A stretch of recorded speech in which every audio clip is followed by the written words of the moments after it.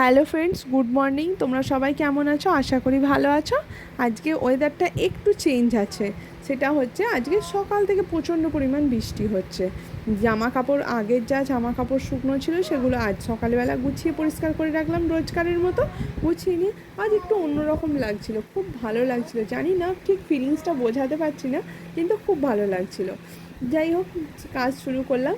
নিচের সমস্ত কাঁচা জামা কাপড় কাল রাতে যেগুলো কেচে রেখেছে সেগুলো দোতলায় দিয়ে এলাম, কারণ দোতলায় হাওয়া চলতে থাকে, খোলা আছে, জামা কাপড় শুকনো। দেখতে পাচ্ছি বৃষ্টিটা খুব দারুণভাবে বৃষ্টিটা হচ্ছে, কিন্তু আমার এই জন্য ভালো লাগছে না, কারণ আমার রান্নাঘর দিয়ে সিঁড়ি দিয়ে জল নামছে, আমার রান্নাঘরে জল হচ্ছে, সেই জলটা আমার পায়ে লাগবে, আমার সেটা ভালো লাগে না।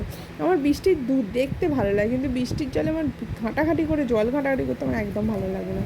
দেখো, যাই হোক, বাসি কাজ কমপ্লিট করলাম, রান্নাঘর পরিষ্কার হয়ে গেছে, ঘরদোরও পরিষ্কার করে নিচ্ছি, করে নিয়ে এবার যাব স্নানটা করে নেবো।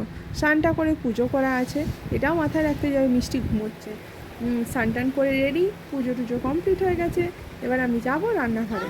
আর দেখতেই পাচ্ছ, মিষ্টি উঠে পড়েছে, উঠে পড়ে ও বসে বাইরে ওপরে একটা তক্ত ছিল, সেটা আমি ওকে নামিয়ে দিতে বললাম, ওর বাবাকে নামিয়ে দিতে এই কারণের জন্য বললাম, কারণ ওখান থেকে মিষ্টিকে ঘরে এসে দেখাটা সম্ভব হয়ে ওঠে না, তাই আমি রান্না করতে করতে ওখানে দেখতে পারবো মিষ্টিকে। যাই হোক, মিষ্টিরও খাবার দাবার কমপ্লিট, আমাদেরও খাবার দাবার কমপ্লিট হয়ে গেছে। এই যে আপেলটা খাবে বলে বার করেছে, তারপর ঘুমিয়ে পড়েছিলাম, আমরাও সবাই খেয়ে নিয়েছিলাম। এই দেখতে পাচ্ছ বিকাল হয়ে গেছে, মিষ্টি খাচ্ছে, বিস্কুট আর মুড়িকে গুঁড়ি করে রেখেছিলাম।